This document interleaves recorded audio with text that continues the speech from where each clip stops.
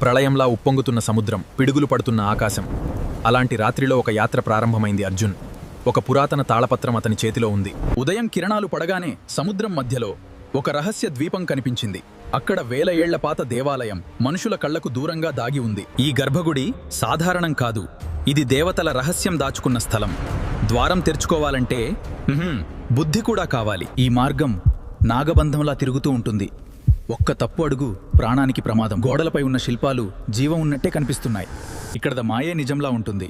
నీ కోరికలు, నీ భయాలు నీ ముందు నిలుస్తాయి. నీ మనసు బలంగా ఉంటేనే నిజమైన దారి కనిపిస్తుంది.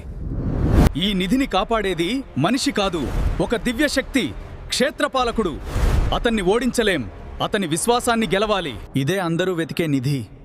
కానీ ఇది బంగారం కాదు, ఇది ఒక శక్తి. దేవాలయాన్ని, ప్రపంచాన్ని కాపాడే శక్తి. ఈ శక్తిని తీసుకుంటావా లేక దాన్ని రక్షిస్తావా? దేవాలయం మళ్ళీ మూసుకుపోయింది. రహస్యం తిరిగి దాగిపోయింది. కానీ భారత భూమిలో ఇలాంటి రహస్యాలు ఎన్నో ఉన్నాయి. కథ ఇంకా ముగియలేదు. ఆకాశంలో దాగిన రహస్యాలు, సముద్రం లోతుల్లో మిగిలిన శక్తి ఇంకా బయటపడాల్సి ఉంది. ఓం నమః శివాయ.